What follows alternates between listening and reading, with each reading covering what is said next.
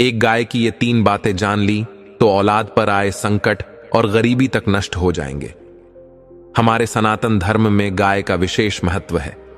इसे सिर्फ एक पशु नहीं बल्कि माता का दर्जा दिया गया है। गाय की सेवा से जीवन में धन, समृद्धि और सुख शांति प्राप्त होती है। हमारे शास्त्रों में भी गाय को पवित्र और दिव्य माना गया है। आज के इस वीडियो में हम आपको गाय से जुड़ी 3 ऐसी गूढ़ बातें बताएंगे जिन्हें जानने के बाद आपके परिवार पर आए हुए संकट, औलाद की समस्याएं और गरीबी हमेशा के लिए नष्ट हो जाएंगी। ये 3 बातें प्राचीन शास्त्रों में वर्णित हैं और यदि इन्हें सही तरीके से समझा और अपनाया जाए तो जीवन में अद्भुत परिवर्तन आ सकता है।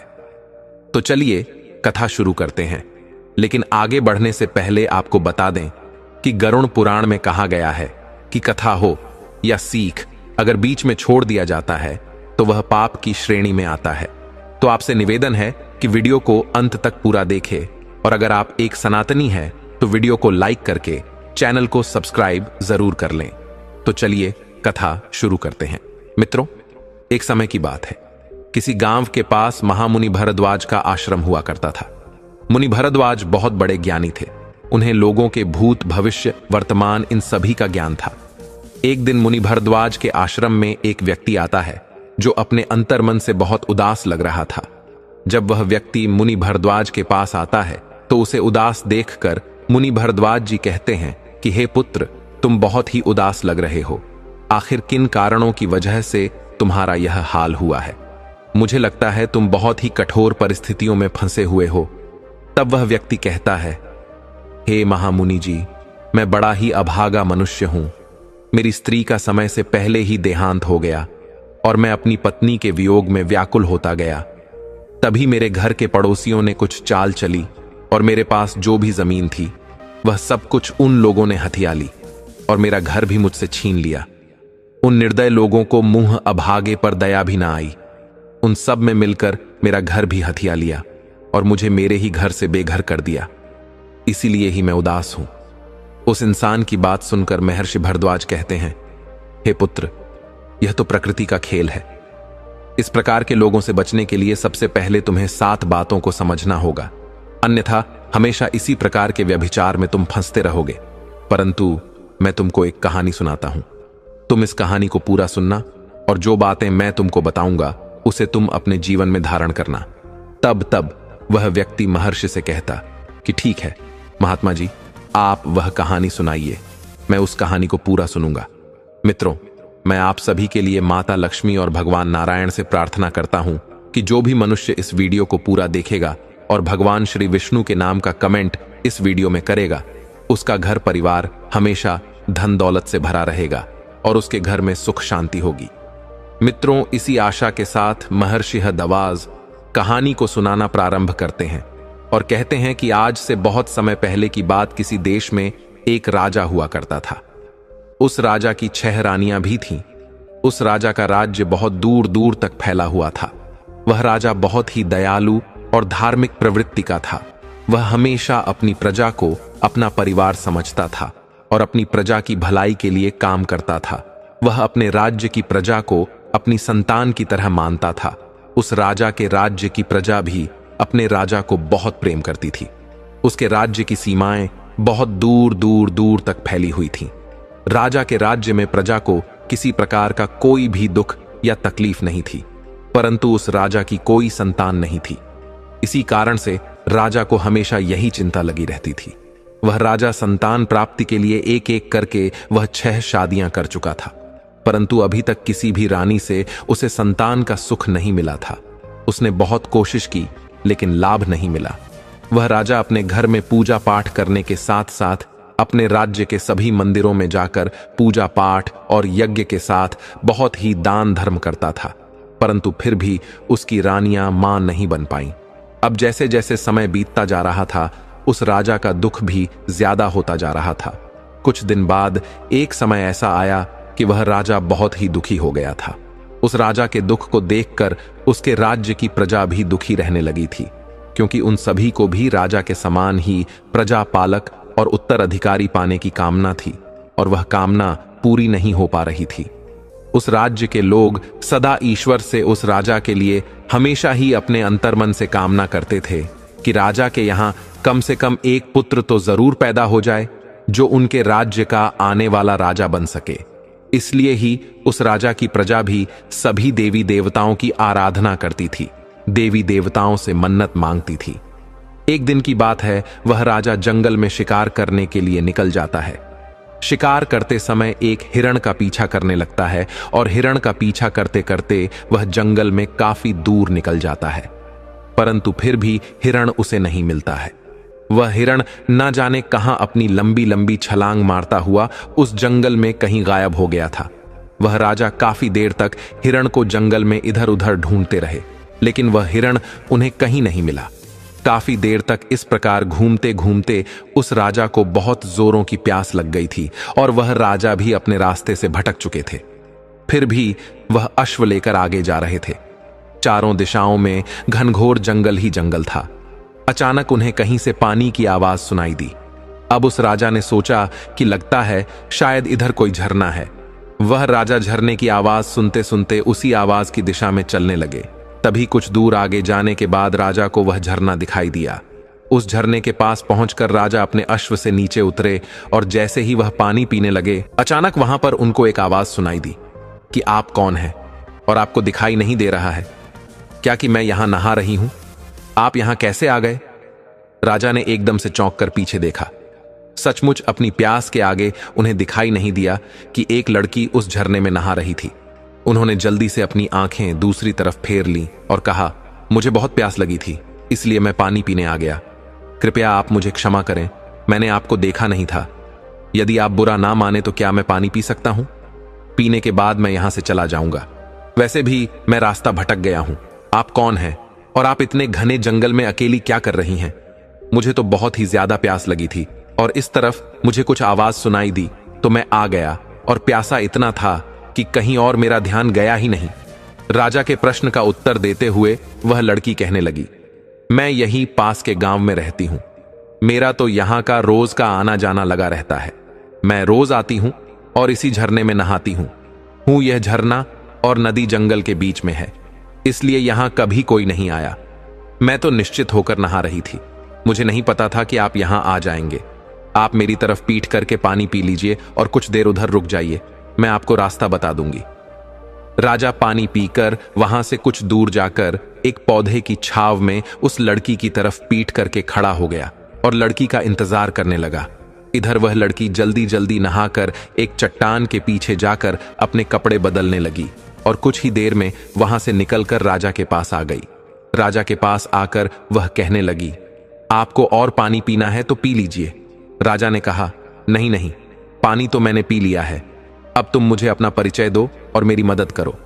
तब वह कहने लगी, मैंने अपने घर ले जाने के लिए कुछ फल तोड़कर रखे हैं। आपको भूख लगी होगी, आप उन्हें खा सकते हैं। क्या आप उन फलों को खाएंगे? अगर खाना चाहोगे तो मैं आपको दे दूंगी। यह कहकर वह राजा का जवाब सुने बिना ही टोकरी में रखे हुए फल निकालकर झरने के पानी में धोकर खाने के लिए राजा को देने लगी। राजा लगातार उस लड़की को देख रहा था। उस राजा ने देखा कि वह बार बार उससे फल लेने की जिद कर रही है।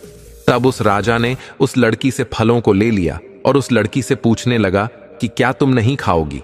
अब वह कहती है, नहीं, आप अतिथि हैं, आप खाइए। अब उस राजा ने उससे कहा कि अभी तक आपने अपने बारे में कुछ नहीं बताया है, मैं तुम्हारे बारे में भी जानना चाहता हूं। तब वह कहती है, मेरा नाम सावित्री है और मैं यही पास के गांव में रहती हूं। मेरे गांव का नाम बगत है। मेरे परिवार में सिर्फ मेरी मां है। मेरी मां और मैं, हम दोनों लोग वन से फल और लकड़ियां ले जाते हैं और उन्हें बेचकर अपना गुजारा कर लेते हैं। और हां, एक और बात, मेरे घर के पास थोड़ी सी जमीन है।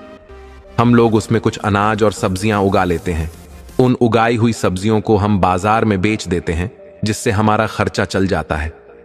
मैंने तो अपने बारे में आपको सब कुछ बता दिया है, परंतु आपने अभी अपने बारे में कुछ नहीं बताया कि आप कौन हैं। तब राजा ने एक पल के लिए कुछ सोचा और फिर वह बोला कि जब मैं अगली बार तुमसे मिलने आऊंगा तब मैं तुमको बताऊंगा कि मैं कौन हूं। उस राजा ने यह भी कहा कि मैं तुमसे मिलने इसलिए आऊंगा क्योंकि तुम्हें देखकर तुमसे बातें करने की इच्छा होती है। इसके बाद सावित्री हंसते हुए बोली, मैंने आपको बताया तो था कि मैं रोज यहां आती हूं। सुबह लकड़ियां ले जाकर मां को दे देती हूं, फिर फल लेकर जाती हूं। उसके बाद खाना खाकर हम सब्जी और फल बेचने के लिए बाजार जाते हैं। मैं आपको रोज इस समय पर ही यहां मिलूंगी, या फिर आप चाहे तो आप मेरे गांव में भी आ सकते हैं। उस लड़की की इतनी बात सुनकर वह राजा वहां से चला गया और अपने राज्य को लौट आया। लेकिन राजा सावित्री पर मोहित हो गया था, इसलिए वह सोच रहा था कि तभी उसके मंत्री ने अपने राजा से पूछा, हे राजन, आप क्या सोच रहे हैं? तभी सारी बात उसे बताई। तब वह मंत्री कहता है कि हे राजन, आप उससे विवाह कर लो, हो सकता है उससे ही हमारे राज्य को एक उत्तराधिकारी मिल जाए। मंत्री का यह सुझाव सुनने के बाद अगले ही दिन राजा अपने मंत्री को साथ में लेकर सावित्री से मिलने के लिए निकल गया। जब वह झरने के पास पहुंचे तब उन्होंने सावित्री को आवाज दी। अब सावित्री झरने के पास नहीं थी। जब राजा के कई बार आवाज देने के बाद सावित्री बाहर नहीं आई, तब वह रुक गए और इंतजार करने लगे। काफी देर इंतजार करके बाद भी जब उन्हें सावित्री दिखाई नहीं दी, तो राजा ने मंत्री जी को भी बुलाया और कहा, आज सावित्री दिखाई नहीं दे रही है। लगता है या तो आज सावित्री आई नहीं है या फिर वह आकर वापस चली गई है, परंतु उसने कहा था कि वह रोज यहां पर आती है, तो अब तक वह आई क्यों नहीं? तब उस मंत्री ने कहा, महाराज, क्यों ना हम लोग उसके गांव चले? तब राजा कहने लगता है, हां, लगता है यही ठीक रहेगा। तब उन दोनों ने सावित्री के गांव में जाने का निश्चय कर लिया और दोनों सावित्री के गांव पहुंच गए और फिर सावित्री का नाम लेकर उसका पता पूछते हुए उसके घर पहुंच गए। वहां पर पहुंचकर राजा ने देखा तो उसे वहां सावित्री की कुटिया के बाहर सावित्री के अलावा और कोई भी दिखाई नहीं दिया। सावित्री अपनी कुटिया के बाहर चुपचाप बैठी हुई थी। राजा ने उसे आवाज लगाई, सावित्री, तुम क्या कर रही हो? देखो, मैं तुमसे मिलने आया हूं। मैंने झरने के पास तुम्हारी बहुत प्रतीक्षा की, परंतु तुम वहां नहीं आई। सावित्री की आंखें आंसू से भरी हुई थीं। राजा ने पूछा, सावित्री, क्या हुआ? तुम क्यों रो रही हो?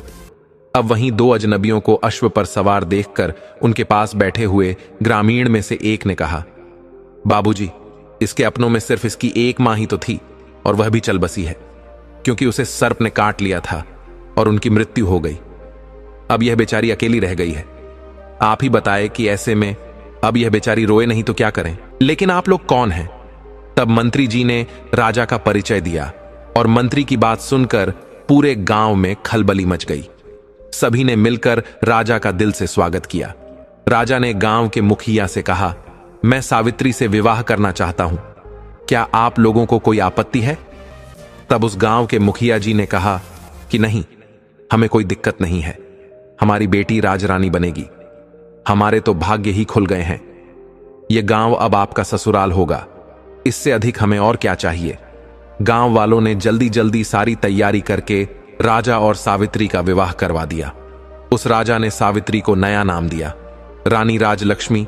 राजा और मंत्री जी नई रानी राजलक्ष्मी को लेकर अपनी राजधानी वापस जाने के लिए जब तैयार हुए, तब गांव वालों ने बहुत ही धूमधाम से गांव की बिटिया राजलक्ष्मी को विदा किया। बहुत पूरा गांव बहुत ही ज्यादा खुश था। राजा राजलक्ष्मी के साथ अपने ससुराल से अपने राज्य महल में आ गए। राजा की नई रानी को देखकर उस राजा की बाकी की 6 रानियां ईर्ष्या से जलकर राख हुई जा रही थीं।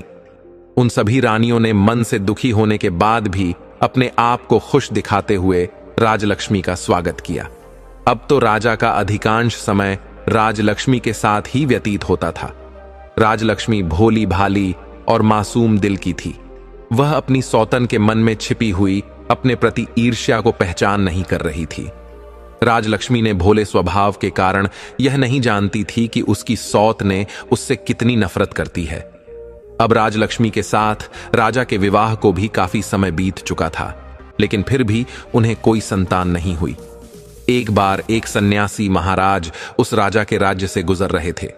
वह सन्यासी उस इलाके में बहुत ही प्रसिद्ध थे। जब मंत्री जी को उन सन्यासी महाराज के बारे में पता चला तो वह राजा के पास आया और बोला कि महाराज, एक सन्यासी हमारे राज्य में आए हैं। वह सन्यासी बहुत ही महान महात्मा है। क्यों ना उन्हें राज दरबार में बुलाकर उनसे इस परेशानी का हल पूछा जाए। राजा मंत्री की बात से सहमत हो गए। अब उन्होंने सन्यासी महाराज को आदर के साथ महल में बुलाया। जब वे महात्मा महल में पहुंचे तो राजा ने उनका बहुत अतिथि सत्कार किया और उन्हें अपनी परेशानी के बारे में बताया। राजा ने अपनी सभी रानी को भी राज दरबार में ही बुला लिया। महात्मा ने उस समय कुछ भी न कहते हुए उन महाराज जी ने राजा से कुछ दिन महल में रुकने की आज्ञा मांगी, जिसे राजा ने खुशी खुशी स्वीकार कर लिया और अपने सेवकों को आज्ञा दे दी कि महात्मा जी के रहने का उचित प्रबंध किया जाए। राजा ने अपनी सभी रानी से भी कहा कि महात्मा जी का पूरा अतिथि सत्कार होना चाहिए। सभी 6 रानियों ने महात्मा के फटे पुराने वस्त्र देखे तो उन्हें घिन आने लगी।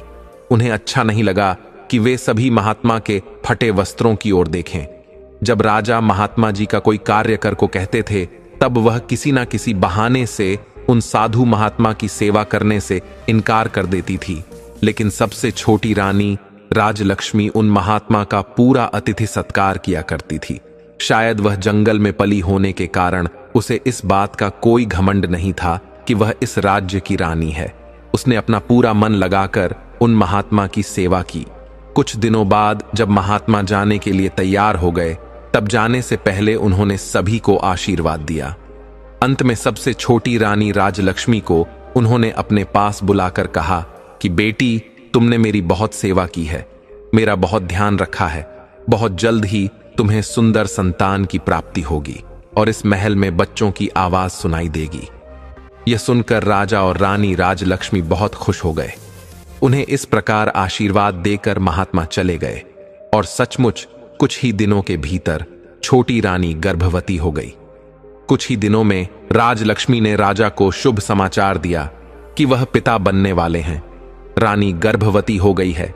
यह समाचार सुनने के बाद राजा की खुशी का अब तो कोई ठिकाना न था। अब तो राजा रानी राजलक्ष्मी का और भी ज्यादा ध्यान रखने लगे थे। उन्होंने राजलक्ष्मी को किसी तरह की कोई तकलीफ ना हो, यह सोचकर राजमहल में सभी दास दसियों को राजलक्ष्मी की इच्छा पूरी करने के निर्देश दे दिए। उन्होंने कुलगुरु को भी यह निर्देश दिया कि वह प्रतिदिन रानी को धार्मिक और प्रेरक कहानी सुनाए। रानी के गर्भवती होने का समाचार जब राज्य में फैला तब पूरे राज्य में खुशी की एक लहर फैल गई। उस राज्य में सभी लोग खुशियां मनाने लगे। चारों तरफ बधाइयों की धूम मची थी। सभी लोग खुश थे कि राज्य को वारिस मिलने वाला है। परंतु 6 रानियां तो जलकर राख हो गई थीं। यह 6 की 6 रानियां आपस में विचार करने लगीं कि अब क्या होगा। अब तो वह सब यही सोच रही थी कि छोटी रानी तो पहले से ही राजा को बहुत प्यारी है। बच्चा होने के बाद तो इसका और अधिक ध्यान रखा जाएगा। यह कल की हुई, यह औरत पटरानी हो जाएगी। उसके बाद हम सभी का तो कोई महत्व ही नहीं रह जाएगा और यह हमें दासी की तरह समझेंगे। इस तरह से वे आपस में सलाह करके हमेशा रानी राजलक्ष्मी को परेशान करने का प्रयास किया करती थीं, परंतु उनका कोई भी प्रयास सफल नहीं हो पाता था। कभी कुलगुरु के लोग रास्ते में आ जाते थे, तो कभी राजा की प्रजा और कभी दासियां, तो कभी स्वयं राजा ही उनके रास्ते की रुकावट बन जाते थे। इस तरह समय बीत रहा था और रानी की गर्भावस्था का समय भी लगभग पूरा होने को वाला था। तभी अचानक राज्य की सीमा पर विद्रोहियों ने विद्रोह कर दिया। उनके विद्रोह को दबाने के लिए सेनापति को राजा ने भेज दिया, परंतु वह अपने काम में फिर भी असफल रहे। तब राज्य की सीमा पर स्वयं राजा को ही जाना पड़ा। राजा ने अपनी सबसे बड़ी रानी को छोटी रानी राजलक्ष्मी की उचित देखभाल करने का आदेश दिया और वह विद्रोह को दबाने के लिए महल से निकल गए। राजा के जाते ही सभी रानियों को सुनहरा अवसर मिल गया और सभी रानियां राजलक्ष्मी से मधुर बातें करते हुए बच्चे के लिए आवश्यक सावधानियां बतलाकर चली जाती थी। रानी राजलक्ष्मी समझ नहीं पा रही थी कि आखिर कुलगुरु और सभी रानियों की बातें इतनी अलग अलग क्यों हैं। आखिर सही कौन है? दोनों की बातें एक दूसरे से बिल्कुल विपरीत हैं। तब वह अपने मन में सोचती है कि कुलगुरु तो पुरुष है और रानियां तो महिलाएं हैं। महिलाओं की बातें पुरुष कहां समझ पाएंगे। इसीलिए वह आंखें बंद करके बड़ी रानियों की हर बात मानती चली गई। एक दिन रानी को प्रसव पीड़ा शुरू हो गई। तब रानी राजलक्ष्मी ने बड़ी रानी से कहा कि दीदी, मुझे बहुत तकलीफ हो रही है। मुझे कुछ उपाय बताइए, प्रसव कैसे होगा। समय पूरा हो गया था। तब बड़ी रानी के मन में बहुत ज्यादा ईर्ष हो रही थी। वह सोच रही थी कि अभी से इसका इतना ध्यान रखा जाता है, बच्चे पैदा होने के बाद ना जाने कितना ज्यादा इसका ध्यान रखा जाएगा। यह सोचकर बड़ी रानी छटपटा रही थी, लेकिन छोटी रानी को इस प्रकार मदद मांगते देखकर उसके मन में तरह तरह के षड्यंत्र पैदा होने लगे। उसने बहुत मीठे शब्दों में छोटी रानी से कहा कि बहन, तुम चिंता मत करो, मैं कुछ करती हूं, मैं दाई को बुलाती हूं। तब तक तुम ऐसा करो कि देखो वह सामने कटोरी है, तुम उसमें अपना सर डालकर खड़ी हो जाओ, इससे तुम्हें आराम मिलेगा और प्रसव आराम से हो जाएगा। तब तक दाई भी आ जाएगी। राजलक्ष्मी को ऐसा कहकर रानी वहां से चली गई। तब रानियों ने अपनी दासियां से कहा कि मेरे राजमहल की दाई को बुला लाओ। जब दाई आई तो उन 6 रानियों ने मिलकर उसे धन देकर और कुछ समझाकर अपने साथ शामिल कर लिया। इधर राजलक्ष्मी इंतजार करने लगी कि अब वह क्या करें। जरूर प्रसव का यही तरीका होगा। वह घड़े में अपना सर डालने लगी तो सर घड़े के अंदर नहीं जा रहा। अब वह जमीन में बैठ गई और दर्द के कारण चिल्लाती रही, लेकिन उसे देखने वाला वहां पर कोई नहीं था। दूसरी तरफ बड़ी रानी और दूसरी रानियों ने अपनी विश्वास पात्र दाई से कहा कि तुम छोटी रानी के कमरे के बाहर जाकर खड़ी रहो और देखती रहो कि वहां कोई दूसरा जाने नहीं पाए। दाई कमरे के बाहर खड़ी हो गई। छोटी रानी राजलक्ष्मी दर्द से रो रही थी। भगवान की कृपा से छोटी रानी ने एक एक करके 7 बच्चों को जन्म दिया। रानी राजलक्ष्मी ने 6 लड़के और 1 लड़की को जन्म दिया, जिससे रानी राजलक्ष्मी को बहुत ज्यादा तकलीफ हो रही थी, जिससे रानी राजल लमी बेहोश हो गई। यह देख कर दाई ने जल्दी से अपनी बड़ी रानी को बुलाया और सभी बच्चों को उन्हें दिखाया। बड़ी रानी के साथ सभी छोटी रानियां भी वहां आ चुकी थी। वह सभी यह देखकर हैरान थी कि छोटी रानी ने एक साथ 7 बच्चों को जन्म दिया है और सभी बच्चे बिल्कुल स्वस्थ और तंदुरुस्त हैं। उन्होंने उस दाई से कहा कि तुम जल्दी से जाओ और कुछ ईंट पत्थर के टुकड़ों को लेकर आओ। अब दाएं जल्दी से ईंट पत्थर के टुकड़ों को लेकर आ गई। उसके बाद बड़ी रानी ने दाई से कहा कि तुम यहां से इन सभी बच्चों को ले जाओ और जंगल में ले जाकर इन्हें मार के जमीन के नीचे दफन कर देना।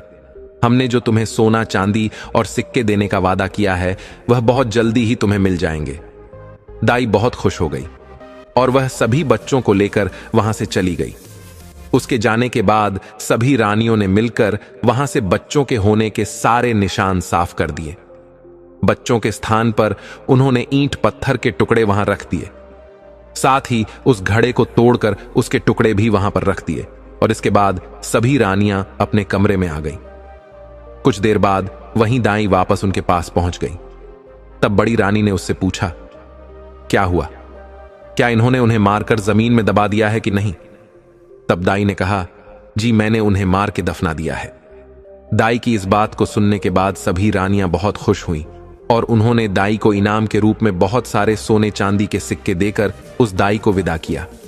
इस प्रकार अपना सारा काम पूरा करने के बाद सभी रानियां छोटी रानी राजलक्ष्मी के पास आईं और उसके ऊपर पानी के छींटे मारकर छोटी रानी को होश में लाई। रानी राजलक्ष्मी के होश में आने के बाद रानी राजलक्ष्मी बहुत कमजोर महसूस कर रही थी। उसने सभी रानियों से पूछा कि मेरे बच्चे कहां हैं और मुझे लड़का हुआ है या लड़की? तब उन रानियों ने पत्थरों की ओर इशारा करते हुए कहा कि यह देखो, तुमने इन पत्थरों को जन्म दिया है। छोटी रानी राजलक्ष्मी यह सुनकर आश्चर्यचकित थी कि ऐसा कैसे हो सकता है कि मैंने ईंट और पत्थरों को जन्म दिया है। छोटी रानी के पास ईंट और पत्थर पड़े हुए थे। उसने रोते हुए कहा कि ईंट और पत्थर, ऐसा कैसे हो सकता है? नहीं, यह नहीं हो सकता, बच्चा तो जरूर हुआ होगा। अब सभी रानियों ने कहा, तो क्या हमने उसे कहीं छुपा दिया है? यही तो है जिसे तुमने जन्म दिया है। तब उन रानियों ने पत्थर के टुकड़ों को एक थैली में भर दिया। अब उन्हें राजा के आने की प्रतीक्षा थी। छोटी रानी बहुत ही आश्चर्यचकित और परेशान थी। वह समझ नहीं पा रही थी कि ऐसा कैसे हो सकता है कि मैंने पत्थरों को जन्म दिया है। कुछ समय बाद राजा भी युद्ध जीतकर अपने नगर को वापस आ गए। उनके स्वागत में भव्य तैयारी की गई, परंतु लोगों के चेहरे पर वह उमंग व खुशी नहीं दिखी थी जिसकी उन्होंने कल्पना की थी। राजा अब राजभवन में आए तो पटरानी सहित सभी रानियों ने उनका स्वागत किया। छोटी रानी राजलक्ष्मी का चेहरा उदास था, परंतु दूसरी रानियां बहुत खुश दिखाई दे रही थीं।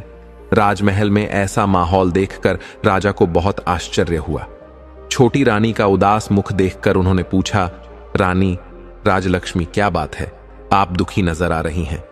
इस पर छोटी रानी राजलक्ष्मी के कुछ भी कहने से पहले ही बड़ी रानी ने जवाब दिया कि महाराज, वह दुखी कैसे नहीं रहे, इसका भेद जो खुल गया है। रानी की बात को सुनकर उस राजा को कुछ समझ नहीं आया, तो उसने बड़ी रानी से पूछा, आपके कहने का मतलब क्या है? परंतु राजलक्ष्मी को प्रसव हुआ कि नहीं? तब बड़ी रानी ने झूठ मूठ दुख का दिखावा करते हुए कहा, महाराज, आप तो चले गए थे, लेकिन हमें तो बहुत बड़े धोखे में रखा गया। इस रानी राजल चली जाती थी। रानी राजलक्ष्मी समझ नहीं पा रही थी कि आखिर कुलगुरु और सभी रानियों की बातें इतनी अलग अलग क्यों हैं। आखिर सही कौन है? दोनों की बातें एक दूसरे से बिल्कुल विपरीत हैं। तब वह अपने मन में सोचती है कि कुलगुरु तो पुरुष है और रानियां तो महिलाएं हैं। महिलाओं की बातें पुरुष कहां समझ पाएंगे।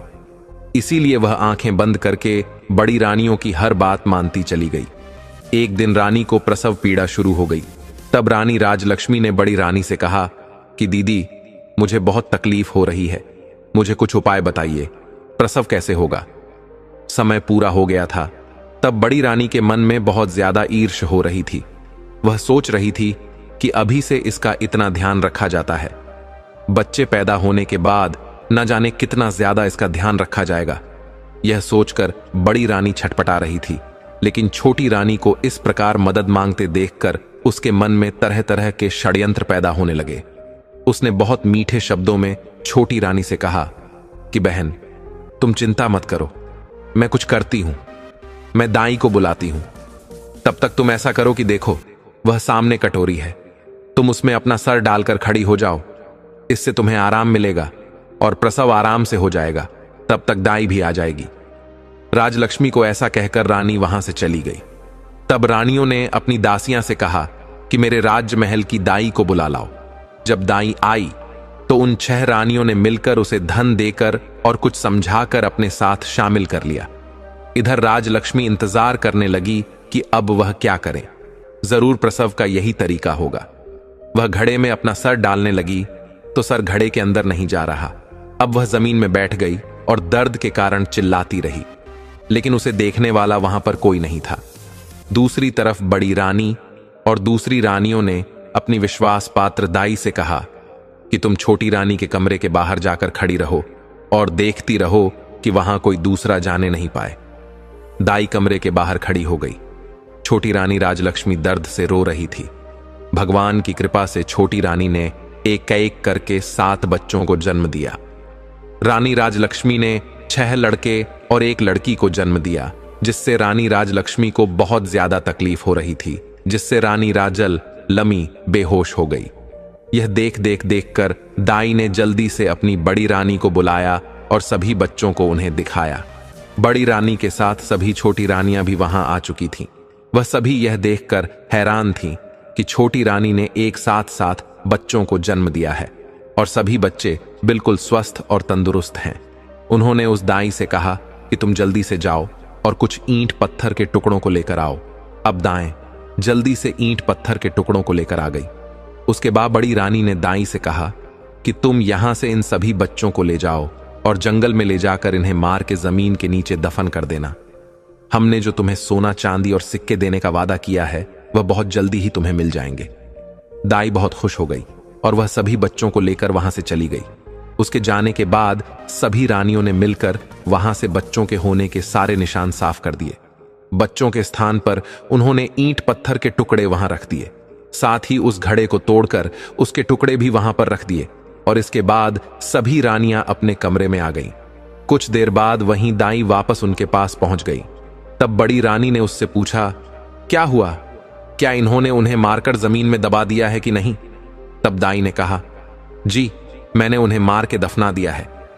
दाई की इस बात को सुनने के बाद सभी रानियां बहुत खुश हुईं और उन्होंने दाई को इनाम के रूप में बहुत सारे सोने चांदी के सिक्के देकर उस दाई को विदा किया। इस प्रकार अपना सारा काम पूरा करने के बाद सभी रानियां छोटी रानी राजलक्ष्मी के पास आईं और उसके ऊपर पानी के छींटे मारकर छोटी रानी को होश में लाई। रानी राजलक्ष्मी के होश में आने के बाद रानी राजलक्ष्मी बहुत कमजोर महसूस कर रही थी। उसने सभी रानियों से पूछा कि मेरे बच्चे कहाँ हैं और मुझे लड़का हुआ है या लड़की। तब उन रानियों ने पत्थरों की ओर इशारा करते हुए कहा कि यह देखो, तुमने इन पत्थरों को जन्म दिया है। छोटी रानी राजलक्ष्मी यह सुनकर आश्चर्यचकित थी कि ऐसा कैसे हो सकता है कि मैंने ईंट और पत्थरों को जन्म दिया है। छोटी रानी के पास ईंट और पत्थर पड़े हुए थे। उसने रोते हुए कहा कि ईंट और पत्थर, ऐसा कैसे हो सकता है? नहीं, यह नहीं हो सकता, बच्चा तो जरूर हुआ होगा। अब सभी रानियों ने कहा, तो क्या हमने उसे कहीं छुपा दिया है? यही तो है जिसे तुमने जन्म दिया है। तब उन रानियों ने पत्थर के टुकड़ों को एक थैली में भर दिया। अब उन्हें राजा के आने की प्रतीक्षा थी। छोटी रानी बहुत ही आश्चर्यचकित और परेशान थी। वह समझ नहीं पा रही थी कि ऐसा कैसे हो सकता है कि मैंने पत्थरों को जन्म दिया है। कुछ समय बाद राजा भी युद्ध जीतकर अपने नगर को वापस आ गए। उनके स्वागत में भव्य तैयारी की गई, परंतु लोगों के चेहरे पर वह उमंग व खुशी नहीं दिखी थी जिसकी उन्होंने कल्पना की थी। राजा अब राजभवन में आए तो पटरानी सहित सभी रानियों ने उनका स्वागत किया। छोटी रानी राजलक्ष्मी का चेहरा उदास था, परंतु दूसरी रानियां बहुत खुश दिखाई दे रही थीं। राजमहल में ऐसा माहौल देखकर राजा को बहुत आश्चर्य हुआ। छोटी रानी का उदास मुख देखकर उन्होंने पूछा, रानी राजलक्ष्मी, क्या बात है? आप दुखी नजर आ रही हैं। इस पर छोटी रानी राजलक्ष्मी के कुछ भी कहने से पहले ही बड़ी रानी ने जवाब दिया कि महाराज, वह दुखी कैसे नहीं रहे? इसका भेद जो खुल गया है। रानी की बात को सुनकर उस राजा को कुछ समझ नहीं आया, तो उसने बड़ी रानी से पूछा, आपके कहने का मतलब क्या है? परंतु राजलक्ष्मी को प्रसव हुआ कि नहीं।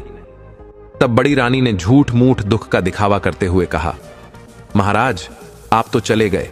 थेक्ष्मी ने ईंट पत्थर को जन्म दिया है और ईंट पत्थर इन्हीं के कमरे में रखे हुए हैं। आप जाकर स्वयं देख लीजिए। पटरानी राजा को रानी राजलक्ष्मी के कक्ष में लेकर गई और उन्हें ईंट और पत्थरों के टुक को दिखाया। राजा ईंट और पत्थरों को देखकर आश्चर्यचकित थे। उन्होंने कहा, यह कैसे हो सकता है? मानव गर्भ से यह ईंट और पत्थर कैसे पैदा हो सकते हैं? बड़ी रानी कहने लगी, महाराज, वही तो हम भी कह रहे हैं कि इसने हमारे साथ गर्भवती होने का नाटक किया था। हम भी तो उम्मीद लगाए बैठे थे कि हमें राज्य का वारिस मिलेगा, इसके साथ ही हमें भी तो माता होने का सौभाग्य प्राप्त होगा, परंतु ऐसा कुछ भी नहीं हुआ। बड़ी रानी के इस प्रकार कहने पर राजा को उसकी बातें ठीक लगी। राजा को भी लगा कि रानी ने सभी को धोखा दिया है। अब राजा ने क्रोध से भरकर रानी राजलक्ष्मी की ओर पलट गए और पूछा, बताइए रानी, आपने हमें इतना बड़ा धोखा क्यों दिया? मेरे साथ छल करने की आपकी हिम्मत कैसे हुई? यदि आप ना करती तो हम इसे विधि का विधान मानकर संतोष कर लेते कि हमारे भाग्य में संतान सुख है ही नहीं। लेकिन आपने तो हमें हमारे जीवन की सबसे बड़ी आशा दिखाकर हमारी आशा पर पानी फेर दिया। हम तो आपके मासूम चेहरे पर मोहित होकर आपको अपनी रानी बनाकर लेकर आए थे। हमने आपको इतना प्यार और सम्मान दिया, परंतु आप उस सम्मान के योग्य नहीं हैं। आपने हमें धोखा देने से पहले हमारे बारे में एक बार भी नहीं सोचा। हमें आपसे ऐसी उम्मीद बिल्कुल भी नहीं थी। हमने आप पर कितना भरोसा किया और आपने हमारे साथ इतना बड़ा धोखा किया। आपने हमें जिंदगी के इतने बड़े सपने को सच होने की उम्मीद दिखाई। अगर आप उम्मीद नहीं दिखाती तो भी कोई बड़ी बात नहीं, हमें कोई तकलीफ नहीं थी। लेकिन आपने जो छल हमारे साथ किया है, उसका दंड तो हम आपको तो अवश्य देंगे। आज से आप हमारी रानी नहीं बल्कि महल की नौकरानी होगी। जाइए, हमारे सामने से अभी चली जाइए, वरना क्रोध में मैं ना जाने क्या कर बैठूं। राजा के ऐसे शब्द सुनकर छोटी रानी बहुत दुखी हुई, लेकिन वह कुछ नहीं कर सकती थी। वह उस कक्षा से बाहर चली गई और एक तरफ बैठकर रोने लगी। इस घटना के बाद तो राजमहल में छोटी रानी का जीवन बहुत मुश्किल से होकर गुजरने लगा था। सभी रानियां राजलक्ष्मी के साथ बहुत गंदा व्यवहार करती थीं। महल की नौकरानियों से भी अधिक उससे काम कराया जाता था। उनको महल की सफाई के काम में लगा दिया गया। रानी राजलक्ष्मी बहुत दुखी हो गई और उस कारण उसके दिन बहुत ही दुख के साथ गुजर रहे थे। रानियों की क्रूरता दिन के साथ ज्यादा होती जा रही थी, पर वह सब कुछ सहने के अलावा क्या कर सकती थी? उनके पास कोई ऐसा सबूत नहीं था जिससे वह अपनी गर्भावस्था को प्रमाणित कर पाती। वह जानती थी कि वह सच में गर्भवती थी। उन्हें यह आश्चर्य होता था कि उनके बच्चों का क्या हुआ। कई बार उनके मन में इच्छा होती थी कि वह राजमहल को त्याग कर अपने गांव चली जाए और अपनी पुरानी दिनचर्या आरंभ करे। अब उसे अपनी पुरानी जिंदगी की बहुत याद आती थी, परंतु वह यह सोचकर अपना विचार बदल देती कि उसके रानी बनने पर उसके गांव वाले कितने खुश थे। अब वह जाकर किस मुंह से अपने दुर्भाग्य की कथा उन्हें बताएगी। इस तरह समय बीतता रहा और काफी समय के बाद एक दिन जब राजा दरबार में बैठे राज्य कार्य में व्यस्त थे कि तभी एक प्रहरी ने उनके पास आकर सूचना दी। प्रहरी ने कहा, महाराज, एक गांव का प्रधान आपसे मिलना चाहता है। राजा ने कहा कि उसे भेज दीजिए। फिर राजा ने कहा कि आई प्रधान जी, आप क्या समस्या लेकर आए हैं? गांव के ग्राम प्रधान ने आकर राजा से कहा, महाराज, आपके शासन में किसी को कोई समस्या नहीं है। आपके राज्य में और हमारे गांव में सभी खुश हैं। आज मैं यहां आपके पास एक आश्चर्यजनक और चमत्कारी घटना के बारे में बताने के लिए आया हूं, जिसके बारे में जानकर हम सब गांव वालों की तरह आप भी बहुत ही हैरान हो जाएंगे। महाराज, मुझे लगा कि आपको इसके बारे में पता होना चाहिए, इसलिए मैं यहां चला आया। तब वह राजा कहने लगे, प्रधान जी, ऐसी कौन सी चमत्कारपूर्ण घटना हुई है, हमें बताइए। तब वह प्रधान कहने लगे, महाराज, हमारा गांव जंगल के पास में है। वहां बहुत से पौधे हैं, लेकिन पिछले कुछ समय से हम वहां एक स्थान पर एक चंपा के फूल और कई बांस के पौधों को देख रहे हैं। यह पौधे अपने आप उग गए हैं, उन्हें किसी ने भी नहीं लगाया है। शुरू में तो हम में से किसी ने भी उन पर विशेष ध्यान नहीं दिया, परंतु अब हम उनके बारे में जानने के लिए मजबूर हो चुके हैं। महाराज, उन ऊंचे बांस के पौधों के बीच में छिपा एक चंपा का पौधा ऐसा लगता है जैसे बांस के पौधों के द्वारा घेरा डालकर चंपा के पौधे की सुरक्षा की हो। उन्हें देखकर ऐसा लगता है कि जैसे वह बांस के पौधे खास तौर पर उस चंपा के पौधे की सुरक्षा के लिए ही लगाए हों। परंतु महाराज, यह भी एक सत्य बात है कि उन पौधों को हमारे गांव के किसी भी व्यक्ति ने नहीं लगाया है।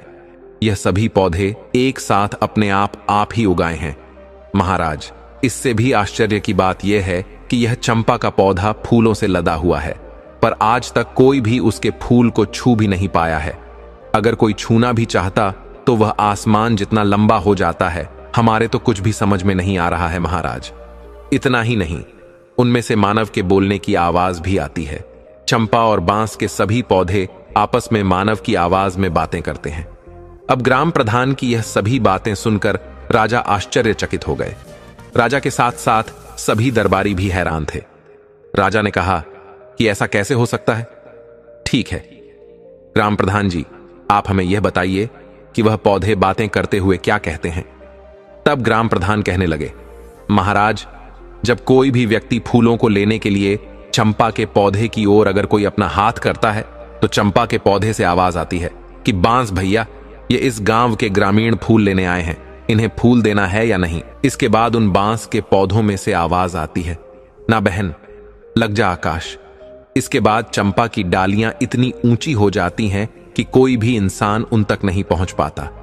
लंबे डंडे से भी चंपा के फूलों तक पहुंचना संभव नहीं होता है, परंतु प्रतिदिन सुबह के समय चंपा के फूल जमीन पर बिखरे मिलते हैं, जो कि बहुत ही सुगंधित होते हैं। प्रधान कहता है कि महाराज, आश्चर्य की बात तो यह है कि सभी ग्रामीणों ने फूलों लाने की बहुत कोशिश की, परंतु आज तक एक भी फूल अपने हाथों से नहीं ला पाए। यहां तक कई गांव के ग्रामीण ने भी बहुत प्रयास किया, परंतु कोई भी व्यक्ति एक भी फूल नहीं तोड़ पाया। सभी असफल रहे। अब तो सभी लोगों ने उस चंपा के पौधे को आकाश चंपा के पौधे के नाम से बुलाना शुरू कर दिया है। राजा ने ग्राम प्रधान की यह सभी बातें सुनने के बाद हैरान होकर मंत्री को आदेश दिया, मंत्री जी, आप खुद जाकर देखिए वह किस प्रकार के पौधे हैं और इसके बारे में हमें पूरी जानकारी दीजिए। मंत्री जी ने कहा, मैं स्वयं जाकर देखता हूं। मंत्री जी उसी समय ग्राम प्रधान को लेकर दरवाजे से बाहर निकल गए। राजा और सारे दरबारी आर में पड़ गए। ये सब सुन और देख रहे थे। वह समझ नहीं पा रहे थे कि आखिर सच्चाई क्या है। मंत्री के वहां से जाने के बाद राजा भी यह सोचकर अपने राज्य कार्य में व्यस्त हो गए कि मंत्री जी गए हैं, वह सब कुछ पता लगाकर आ जाएंगे। राजमहल से निकलकर जब मंत्री जी ग्राम प्रधान जी के साथ उन पौधों के पास पहुंचे तो सभी ग्रामीण भी वहां पर इकट्ठा हो गए। सुबह का समय था। मंत्री जी, ग्राम प्रधान और गांव के लोग उस चंपा के पौधे के पास पहुंचे चुके थे। वहां पहुंचते ही चंपा के फूलों की गंध उनके नाक में प्रवेश कर गई। चंपा की सुगंध से वे सम्मोहित हो गए। चंपा के पौधे के पास पहुंचकर मंत्री जी ने देखा कि ग्राम प्रधान के बताए अनुसार वहां पर एक चंपा का पौधा था और कई बांस के पौधे थे। चंपा का पौधा बिल्कुल बीच में था और बांस के पौधे उसे अपनी सुरक्षा के घेर में लिए हुए खड़े थे। चंपा की डालियां सामान्य ऊंचाई पर थीं, जिसे मंत्री जी आराम से अपने हाथ से पकड़ सकते थे और फूल भी तोड़ सकते थे। पौधे के चारों ओर जमीन पर फूल बिखरे हुए थे। मंत्री जी चंपा के फूलों की सुगंध से सम्मोहित होकर चंपा के पौधे की ओर गए और फूल लेने के लिए अपना हाथ आगे बढ़ाया। तभी वहां पर मौजूद सभी लोगों को चंपा के पौधे से निकलती हुई एक मानव आवाज सुनाई दी, जिसे सुनकर मंत्री के हाथ जहां के तहां रुक गए। वह आश्चर्यचकित हो उठे। वह यह देख रहे थे कि यह आवाज चंपा के पौधे से आई थी। चंपा के फूल के पौधे से आवाज आई थी कि है बांस भैया, हां बहन चंपा। यह आवाज बांस में से आई थी। उसके बाद चंपा के पौधे से आवाज आई, हमारे मंत्री जी फूल तोड़ने आए हैं क्या? मैं टूटू या लग जाऊं? आकाश। वह आवाज सभी को स्पष्ट सुनाई दे रही थी। सभी आश्चर्य के साथ उस बांस के पौधों की ओर देख रहे थे। तभी उन बांस के पौधों में से एक साथ आवाज आई जो बिल्कुल साफ सुनाई दे रही थी। ऐसा लग रहा था जैसे 5-6 लोग एक साथ बोल रहे हों। इन आवाजों को सुनकर मंत्री जी आश्चर्यचकित हो गए। ऐसा लग रहा था जैसे उनके हाथों के साथ साथ उनका दिमाग भी सुन्न हो गया हो और वह सभी बांस से कह रहे थे, ना बहन चंपा लग जा। आकाश से यह वही मंत्री जी है जिन पर हमारी मां की जिम्मेदारी थी, लेकिन इन्होंने अपनी जिम्मेदारी पूरी नहीं की, इसलिए इनके सामने झुकना नहीं, एक भी फूल का स्पर्श इन्हें नहीं करने देना, इसीलिए बहन चंपा लग जा। आकाश और अचानक से चंपा की सभी डाली इतनी ऊंची हो गई कि अब मंत्री जी को किसी भी तरह से उसके एक भी फूल को नहीं तोड़ सकते थे। मंत्री जी ने चंपा के फूल तोड़ने का बहुत प्रयास किया, लेकिन बहुत कोशिश करने के बाद भी वह एक फूल भी नहीं तोड़ सके। उन बांस के पौधों में से अब जो आवाज आ रही थी वे मंत्री जी से कह रही थी कि जाइए मंत्री जी, आप अपने राज कार्य का संचालन कीजिए। आप किसी इंसान की जिम्मेदारी लेने के योग्य नहीं है मंत्री जी। आप अपनी जिम्मेदारी पूरी तरह से निभाते नहीं हैं। आपने एक बार भी यह देखने की कोशिश नहीं की हमारी महारानी राजलक्ष्मी गर्भावस्था के अंतिम समय में कैसे हैं और उनका प्रसव कैसा होगा। ऐसे कठिन समय में उन्हें कौन कौन सी समस्या हो सकती है। इसलिए अब आप यहां से जाइए। हमारी दृष्टि में आपने अपराध किया है। आप हमारे सामने से चले जाइए। उन बांस की बातों को सुनकर मंत्री जी आश्चर्यचकित थे। एक और तो उन्हें इस बात का आश्चर्य हो रहा था कि यह पौधे मनुष्य की आवाज में बात कैसे कर रहे हैं। वहीं दूसरी ओर वह यह सोचकर भी हैरान थे कि वह सचमुच रानी राजलक्ष्मी को दिन में केवल एक बार देखकर आ जाते थे। यह बात सच तो थी, लेकिन उन्हें यह समझ नहीं आ रहा था कि यह बात इन पौधों को कैसे पता चली, और वह आत्मग्लानि से भर उठे, क्योंकि उन्हें गर्भावस्था के अंतिम समय में रानी की देखभाल तथा प्रसव अपनी निगरानी में करवाना चाहिए था। अब उन्हें यह महसूस हो रहा था कि सही में उन्होंने अपनी जिम्मेदारी सही ढंग से पूरी नहीं की है। परंतु यह बात इन पौधों को कैसे पता है? तब उन्होंने पौधों से पूछा कि आप ही हमें बताइए, हमसे क्या गलती हुई है और हमारे द्वारा हुई उस गलती का क्या प्रायश्चित हो सकता है जिससे हमारी भूल सुधारी जा सके।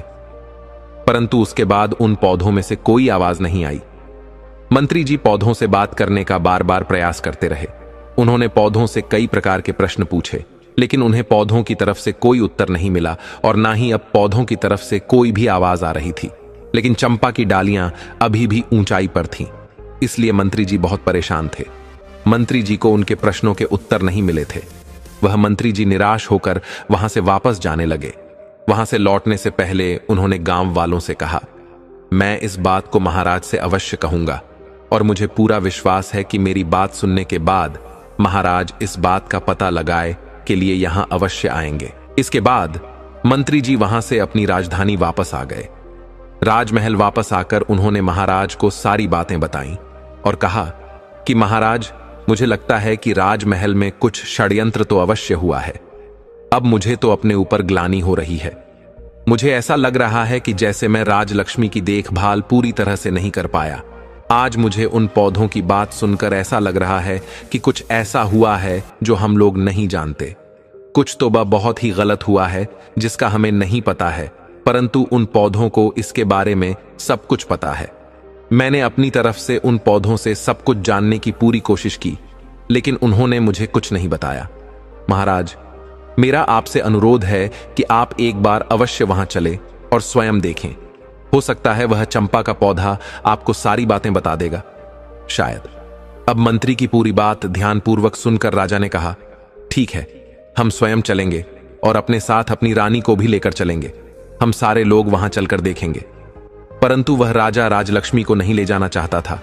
अब उन मंत्री जी को कुछ समझ नहीं आ रहा था कि अब वह क्या करें।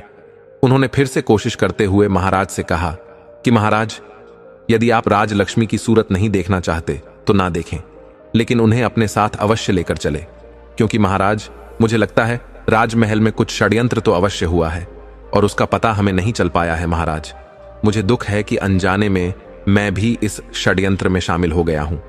इसीलिए तो चंपा और बांस ने मुझे जिम्मेदारी नहीं निभाने वाला इंसान कहा, और साथ ही वह मुझसे बहुत ही नाराज लग रहे थे। हे महाराज, आप मेरी इतनी सी बात को मानकर मुझ पर उपकार कीजिए। हो सकता है इससे मुझे अपनी भूल सुधारने का अवसर ही मिल जाए और मेरे किसी अनजाने पाप का प्रायश्चित हो जाए। मंत्री की भावनाओं को समझते हुए महाराज ने कहा कि ठीक है मंत्री जी, अगर आप राजलक्ष्मी को साथ ले जाना चाहते हैं तो ले जा सकते हैं, लेकिन इतना ध्यान रहे कि वह मेरी नजरों के सामने ना आने पाए। अगर वह मेरे सामने आ गई तो मैं बर्दाश्त नहीं करूंगा, क्योंकि उसने मुझे इतना बड़ा धोखा दिया है, इसलिए मैं उसे अपने सामने नहीं देख सकता। इस प्रकार राजा और मंत्री के बीच चंपा के पास जाने का दिन और समय तय हो गया।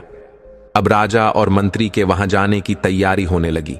निश्चित दिन पर और समय पर राजा अपनी रानियों के साथ चंपा के फूलों का रहस्य जानने के लिए निकल पड़े। आगे रथ में स्वयं उनकी पटरानी तथा पीछे 5 रानियों की पालकी थी।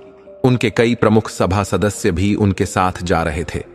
राजा के आदेश के अनुसार छोटी रानी राजलक्ष्मी को सभी के साथ जाना था, परंतु मंत्री जी ने उनके जाने की व्यवस्था अपने परिवार के साथ की थी और पूरे सम्मान सहित एक पालकी में अपने परिजनों के साथ उनकी यात्रा सुनिश्चित की।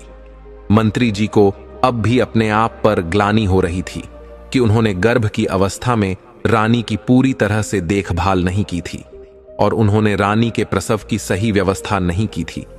उन्हें पूर्ण विश्वास हो गया था कि रानी ने राजा को धोखा नहीं दिया है, उनके साथ छल हुआ है। राजा की सवारी अब गांव की तरफ चल दी और गांव के पास आकर एक वन में रुक गए। गांव के बाहर गांव की सीमा पर पड़ाव डाला गया।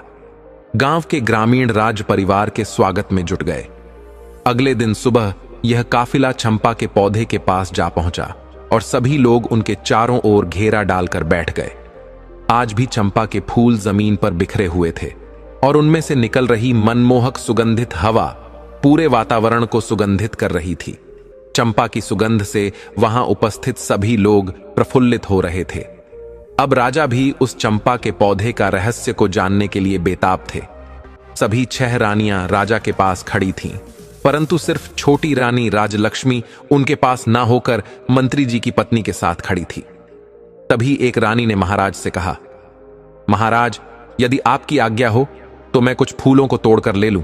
मुझे इसकी खुशबू से बहुत ही अच्छा लग रहा है।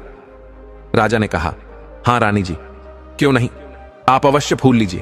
तभी दूसरी रानी ने कहा, महाराज, मेरी भी फूल तोड़ने की बहुत इच्छा हो रही है। इनकी सुगंध इतनी अच्छी है कि मैं अपने आप को रोकने में असमर्थ हूं। आप आदेश दें तो मैं भी कुछ फूल तोड़ लाऊं। तभी महाराज ने सभी को आज्ञा दे दी। जब दोनों रानियां फूलों के पास गईं और उन्होंने चंपा के फूलों को तोड़ने के लिए अपना हाथ आगे किया, तभी चंपा के फूलों से आवाज आई, रानी आप रुकिए, आप हमारी आज्ञा के बिना इस तरह हमारे फूल नहीं तोड़ सकती। आवाज को सुनते ही रानी के हाथ जहां जहां थे वहीं रुक गए। आसपास बैठे सभी लोग भी इस आवाज को सुनकर डर गए। तभी चंपा के पौधे से आवाज आई, बांस भैया, हमारी सौतेली मां हमारे फूल लेने आई हैं, मैं टूटू या लघु आकाश। तब बांस के पौधे में से आवाज आई, बहन चंपा, लग जा आकाश, ये तो तुम्हें छूने के योग्य भी नहीं है। क्या तुम्हें याद नहीं कि इन्होंने हमारी मां के साथ कैसा अत्याचार किया है? इसीलिए बहन, इनके बारे में मत सोच और लग जाओ आकाश के साथ। तुरंत ही चंपा की डालियां ऊपर उठने लगीं और आकाश को छूने लगी। निराश होकर महारानी वापस आकर अपने स्थान पर खड़ी हो गई। इसी प्रकार से पांचवी, चौथी, तीसरी और फिर दूसरी रानी भी हार मानकर अपने स्थान पर बैठ गई। इसके बाद आई सबसे बड़ी रानी। उन्होंने अपने हाथ पौधे की ओर बढ़ाया और कहा, सभी सुने, मैं इस राज्य की महारानी और महाराजा की पटरानी हूं। इस राज्य में जो कुछ भी है उन सब का उपयोग सबसे पहले या तो मैं करती हूं या वह मेरी अनुमति से किसी और को प्राप्त हो सकता है। इसलिए चंपा अपनी डाली को नीचे झुका और मुझे फूल तोड़ लेने दे। इस बार चंपा की डालियों से आवाज आई, बांस भैया, हमारी सौतेली मां मुझे फूल देने के लिए चेतावनी के साथ डरा रही है, हमें अपना आदेश मानने के लिए कह रही है। तुम क्या कहते हो, हमें इनका आदेश मानना चाहिए या नहीं? तब बांस बोला, ना बहन, तुम्हें आदेश देने का इनके पास कोई अधिकार नहीं है। हम राजा की और इनके राज्य की हम प्रजा नहीं हैं और हम कोई वस्तु भी नहीं जो इनके उपयोग में आना आवश्यक हो। और क्या तुम्हें याद नहीं है कि इन्हीं के आदेश से तो सारा काम हुआ है? इन्होंने ही तो हमारी मां को सबसे ज्यादा दुख दिया है। राज्य की जनता की मां होती है, इसीलिए पूरी प्रजा भी उनकी संतान बनकर उनके आदेशों का पालन करती है। परंतु इन्होंने तो माता होने का अपना कर्तव्य ही नहीं निभाया है और इन रानी के हाथों में तुम अपने सुगंधित फूलों को कैसे दे सकती हो? इसीलिए बहन, तुम झुकना मत, तुम आकाश में ही रहो, तुम्हें इनका स्पर्श भी नहीं होने देना चाहिए। सभी के सामने यह सभी बातें सुनकर बड़ी रानी का सर लज्जा से झुक गया कि सभी सभासदों, राज्य की जनता और ग्रामीणों के समक्ष उनका इतना अपमान हुआ जो उन्हें बिल्कुल भी अच्छा नहीं लगा। परंतु वह इस पौधे को कोई दंड भी तो नहीं दे सकती थी। उस रानी की इच्छा तो यह हो रही थी कि बांस और चंपा के पौधे के टुकड़े टुकड़े करवा दे, लेकिन वह मजबूर थी, इसलिए चुपचाप आकर अपने स्थान पर खड़ी हो गई। अब चंपा के फूल वापस पहले की तरह पहली वाली अवस्था में ही सामान्य ऊंचाई पर वापस आ गए। अब राजा खुद उठे और फूल तोड़ने के लिए आगे आए। जब उन्होंने चंपा के पौधे के पास जाकर फूल लेने की कोशिश की, तभी चंपा के पौधे से आवाज आई, ना महाराज, आप यह भूल कभी मत कीजिएगा। आपको फूल तोड़ने से रोकने के लिए मैं अपने भैया से अनुमति नहीं लूंगी। यदि भैया अनुमति दे भी देंगे तो भी मैं आपके हाथों में नहीं आऊंगी। इसीलिए आप अपने हाथ पीछे ही रखिए और फूल लेने का विचार त्याग दीजिए। राजा आश्चर्यचकित होकर उनकी बातों को सुनने लगे। आखिर ऐसा क्या हुआ कि उनको रोकने के लिए चंपा अपने भाइयों से भी अनुमति नहीं लेगी और बिना अनुमति के ही उन्हें रोक दिया? उन्होंने पूछा, मैं इस देश का राजा हूं, तुम मुझे यह बताओ कि जब मैंने कभी भी किसी के साथ अन्याय नहीं किया है, मैं अपनी प्रजा को अपनी संतान मानता हूं और संतान की तरह उनकी देखभाल भी करता हूं। मैंने कभी किसी पशु पक्षी को भी तकलीफ देने की नहीं सोची, फिर तुम ऐसा क्यों कर रही हो? इस बार चंपा के पौधे से हंसते हुए आवाज आई कि आप अपनी पूरी प्रजा को संतान मानते हैं, परंतु आप उन बातों पर विश्वास करते हैं जो दूसरे मन से बनाकर जो भी बातें आपसे कह देते हैं, आप वह मान लेते हैं। आप स्वयं कभी भी सच्चाई जानने की कोशिश नहीं करते। आपने प्रजा को संतान माना, लेकिन आपने आपकी अपनी संतान की खोज खबर करने की कभी भी कोशिश नहीं की। आपने कभी यह जानने की कोशिश नहीं की कि आपकी अपनी संतान कहाँ है, आपकी अपनी संतान कैसी है। आप ही बताइए, क्या आपने यह सब जानने का प्रयास किया है? आप अपने राज्य की सुरक्षा करने की बात करते हैं, लेकिन आप तो अपनी गर्भवती पत्नी की सुरक्षा नहीं कर पाए। आपने एक सच्ची स्त्री का विश्वास नहीं किया और उन्हें धोखेबाज कहकर नौकरानी बना दिया। इस प्रकार हमारी मृत्यु के षड्यंत्र में आप भी शामिल हो गए महाराज। जब आप अपनी पत्नी को ही सुरक्षा नहीं दे पाए तो आप किसी औरों को क्या सुरक्षा दे पाएंगे? तब राजा ने कहा, मैंने कौन सी गलती की है, मुझे बताइए। तब चंपा के पौधे ने कहा, यह जानने का अधिकार आपको नहीं है, इसीलिए आप वापस जाएं और अपने राज्य का संचालन करें। युद्ध लड़े, आपकी प्रजा आपकी संतान अवश्य है, लेकिन उस प्रजा की संतान की देखभाल करने के कारण आप अपनी संतान, अपने होने वाले बच्चों की रक्षा नहीं कर पाए, इसलिए आप यहां से जाइए। अब राजा के पास कहने के लिए कोई शब्द नहीं थे, इसलिए वे अपने स्थान पर आकर चुपचाप खड़े हो गए। उनके कुछ भी समझ में नहीं आ रहा था कि क्या है पूरी सच्चाई। अब मंत्री जी ने राजा से कहा, महाराज, अब आप यदि आदेश दें तो हम छोटी रानी राजलक्ष्मी को एक बार फूल तोड़ने के लिए पौधे के पास भेज दें। राजा कुछ उत्तर देते उससे पहले ही सबसे बड़ी रानी बोल उठी, मंत्री जी, जो फूल महाराज के हाथों से भी नहीं टूटे तो वह इस धोखेबाज के हाथों से कैसे टूटेंगे? मंत्री जी ने प्रश्नवाचक दृष्टि से महाराज की ओर देखा। चंपा के पौधे से अब तक की हुई इतनी बातों से राजा के मन में भी अब संदेह पैदा होने लगा था। उनके मन में भी कहीं ना कहीं यह विचार आने लगा था कि रानी राजलक्ष्मी के साथ सच में कोई षड्यंत्र तो नहीं हुआ था। उन्होंने अपनी शंका दूर करने का निर्णय लिया और फिर उन्होंने राजलक्ष्मी को फूलों को तोड़ने के लिए मंत्री जी को अनुमति दे दी। राजा ने मंत्री को अनुमति देते हुए कहा, ठीक है मंत्री जी, आप रानी राजलक्ष्मी को चंपा के पौधे के पास ले जाइए। अब सारी रानियां डर जाती हैं कि कहीं हमारी पोल ना खुल जाए। ये सब हो क्या रहा है? उनके कुछ भी समझ नहीं आ रहा था। अब मंत्री जी रानी राजलक्ष्मी को फूल तोड़ने के लिए कहते हैं। अब राजलक्ष्मी देखती है कि चंपा के पौधे की डालियां आकाश में काफी ऊंचाई पर है। यह देखकर वह कहती है, मंत्री जी, मेरे हाथ वहां इतनी ऊंचाई पर कैसे पहुंचेंगे? मंत्री जी ने कहा, रानी जी, आप एक बार वहां पर जाकर तो देखिए। आपसे पहले इतने लोगों ने कोशिश की है, इतने लोग तो अभी तक फूल को तोड़ नहीं पाए, और अभी आपने देखा कि महाराज भी फूल नहीं तोड़ पाए। इसीलिए आप घबराइए मत। यदि आपसे भी नहीं टूटेगा तो क्या हुआ, छोड़ दीजिएगा, लेकिन आप चलिए तो सही। जब मंत्री जी ने रानी को इस प्रकार समझाया तो रानी हिम्मत करके चलती हुई चंपा के पौधे के पास आई और उसने अपने हाथ बढ़ाकर चंपा के पौधे के तन्ने को छुआ और उसे बहुत प्यार से सहला। रानी को ऐसा लगा कि जैसे उसे कोई सुख मिल रहा है। वह पौधे को सहला रही थी। तभी पौधे से आवाज आई, बांस भैया सुनो। अब आवाज थोड़ी रूंधी हुई थी। तब बांस ने कहा, बहन चंपा, तुम रो क्यों रही हो? चंपा ने कहा, हमारी मां फूल लेने आई है। उन्होंने मुझे बहुत ही प्यार से स्पर्श किया है। उनके प्रथम कोमल स्पर्श से मैं आनंदित हो गई हूं, इसीलिए मेरा हृदय भावुक हो गया और आज मैं द्रवित हो गई हूं। आप मुझे आदेश दें कि अब मैं क्या करूं। मेरी तो इच्छा हो रही है मैं अपनी मां के चरणों में अपने सारे फूल समर्पित कर दूं। इस पर सभी बांस के पौधों से एक एक साथ आवाज आई, हां बहन, चंपा बिल्कुल सही है। तुम्हारा दिल जो कह रहा है वही करो। मां के चरणों में तो स्वर्ग है, मां के चरणों का स्पर्श कर लो। इस आवाज के साथ ही सभी ने बहुत ही हैरानी से देखा कि सारी डालियां झुककर रानी के चरणों को छूकर रानी राजलक्ष्मी के चारों ओर फैल गईं। उसके ऊपर चंपा के फूलों की वर्षा हो रही थी। रानी राजलक्ष्मी के सर से पांव तक चंपा के पुष्प भरे हुए थे और रानी आंसू बहाते हुए चंपा की डालियों को अपने हाथों से पकड़कर सहला जा रही थी। रानी राजलक्ष्मी की आंखों से आंसू बहने लगे। यह देखकर सभी राज्य कर्मचारी, सभासद और ग्रामीण भावुक हो गए। सबकी आंखों से आंसू बहने लगे। राजा ने उन पौधों से पूछा, तुम यह बताओ कि तुम कौन हो? तुम देखो नर हो या किसी अन्य लोक के प्राणी हो।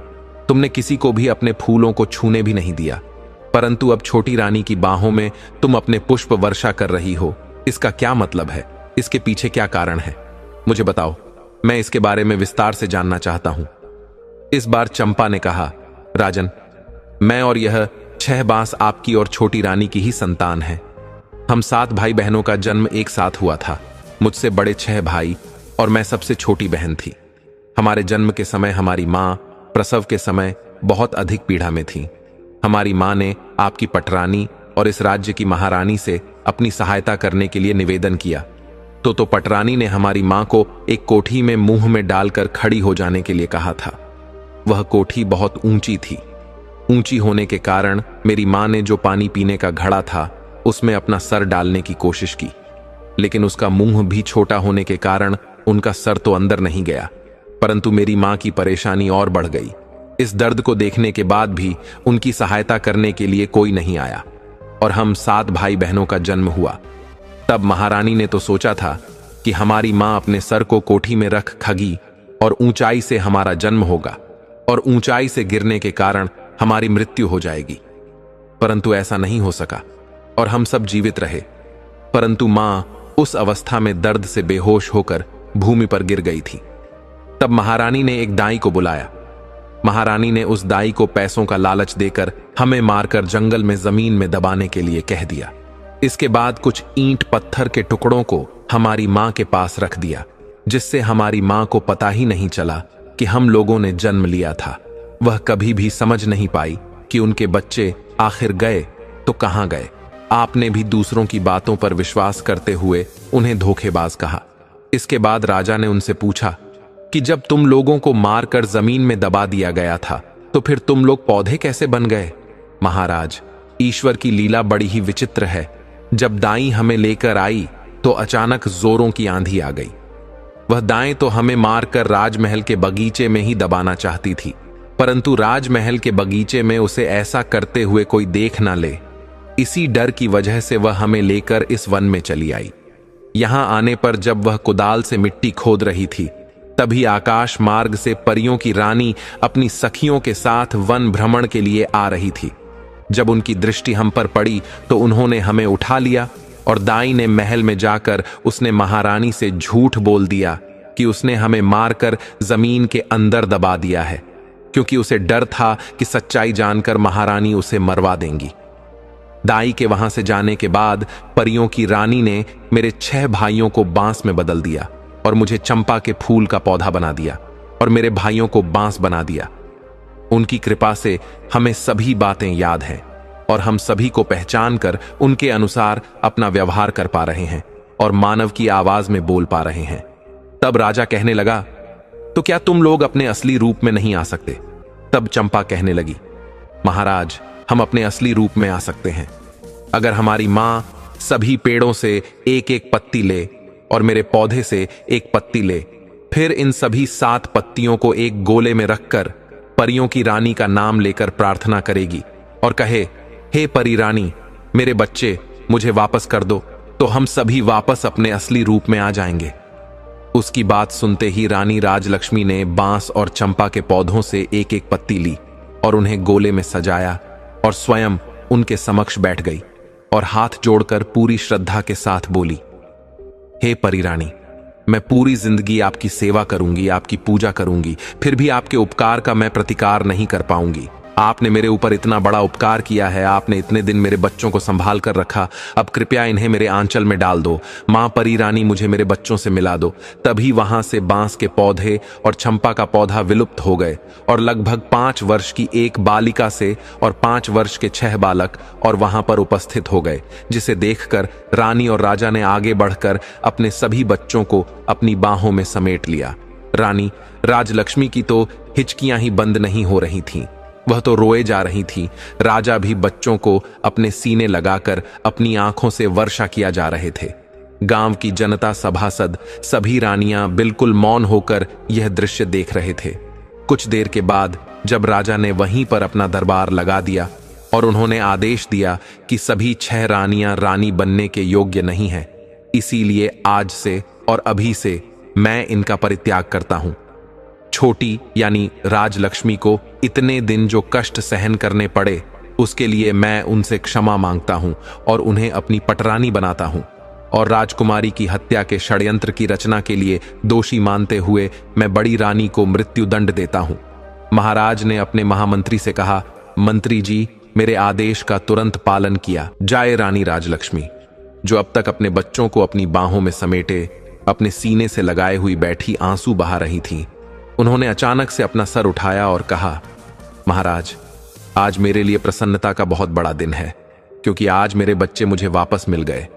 आज के इस प्रसन्नता भरे दिन पर मैं किसी के लिए कालिमा का दिन नहीं लाना चाहती, इसीलिए आपसे मेरा एक अनुरोध है। आप मेरा यह अनुरोध स्वीकार कर लीजिए कि बड़ी रानी को मृत्यु दंड ना दे, अन्यथा इनका दोष हमारे बच्चों, हमारे राज्य और राज्य की जनता पर हमेशा के लिए ग्रहण की तरह छाया रहेगा। इसलिए महाराज, इन सबको क्षमा कर दीजिए। राजा ने कहा, रानी, आपका दिल बहुत विशाल है, परंतु मैं सबको क्षमा तो नहीं कर सकता हूं, इसलिए इन्हें क्षमा दान तो नहीं दिया जा सकता, परंतु आपके अनुरोध पर इनका दंड कुछ कम करके आजीवन कारावास में बदल सकता हूं। जब तक यह जिंदा रहेगी कारावास में रहेगी। इस कारावास में इन्हें एक समय का भोजन मिलेगा, परंतु कारावास के बाहर यह एक पल के लिए भी निकल नहीं पाएंगी। यही का दंड होगा। इसके बाद राजा और रानी राजलक्ष्मी ने सभी ग्रामीणों को अपनी तरफ से कई उपहार दिए और सभी मंत्रियों और दास दसियों के साथ राजधानी लौट आए। आते समय दृश्य बदल चुका था। राजा के साथ रथ में रानी राजलक्ष्मी, बच्चे रथ पर सवार थे और 6 रानियां बंदी की अवस्था में सैनिकों के बीच चलती हुई पैदल राजमहल की ओर जा रही थी। राजमहल पहुंचने पर उन्हें कारागृह में डाल दिया गया। राजा रानी राजलक्ष्मी के साथ और अपने बच्चों के साथ में सुखपूर्वक अपने राज्य की जनता का पालन करते हुए अपना जीवन बिताने लगे। रानी राजलक्ष्मी के दिन जैसे पहले थे वह बदल गए थे। भगवान की कृपा से राज्य के सभी लोगों के जीवन में भी खुशियां आ गईं। भगवान अच्छे के साथ हमेशा अच्छा करते हैं और बुरे का परिणाम बड़ा ही भयानक होता है। इस कहानी से हमें यह सीख मिलती है कि हमें किसी पर भरोसा नहीं करना चाहिए, चाहे वह कितना भी सगा क्यों ना हो। अब महर्षि भरद्वाज उस युवक से कहते हैं, हे पुत्र, अब मैं तुम्हें उन 7 लोगों के बारे में बताता हूं जिनसे हमेशा सतर्क रहना चाहिए। इन 7 लोगों से हमेशा दूरी बनाकर ही रखनी चाहिए, अन्यथा यह मित्र होते हुए भी प्रतिघात कर देते हैं। पहला, जो मनुष्य अपना काम बनने के लिए तुम्हारा इस्तेमाल करेंगे और तुम्हें बीच मझधार में छोड़कर चले जाएंगे। ऐसे इंसानों से मित्रता कभी ना रखें, क्योंकि समय आने पर ऐसे इंसान पीछे से चाकू भोग देते हैं। दूसरे इंसान वह इंसान होते हैं जो सिर्फ काम होने पर ही याद करते हैं। ऐसे लोगों से हमेशा दूर रहना चाहिए। तीसरा, जो मनुष्य आपसे मीठी मीठी बात करें उससे तुरंत ही दूरी बना लेनी चाहिए, क्योंकि ऐसा मनुष्य समय आने पर आपके विपरीत खड़ा हो जाता है और विपरीत पक्ष में मिलकर वह तुम पर ही हावी हो जाता है। चौथा, जो मनुष्य स्वयं संकट आने पर तुम्हें याद करता है और यदि तुम्हें संकट आए तो वह उस संकट पर खड़ा नहीं होता है, तो ऐसे मनुष्य से हमेशा दूर ही रहना चाहिए। ऐसा मनुष्य सिर्फ अपने आप को ही देखता है, उसे दुनिया से मतलब नहीं होता है। मतलब के समय पर ही वह केवल तुम्हें याद करता है, तो उसका तत्काल त्याग कर देना चाहिए। पांचवा, यदि आपके परिवार में आपके भाइयों में आपस में लड़ाई हो तो किसी तीसरे मनुष्य को बीच में बोलने नहीं देना चाहिए। इससे घर में फूट पड़ जाती है और वह मनुष्य मजे उड़ाता है।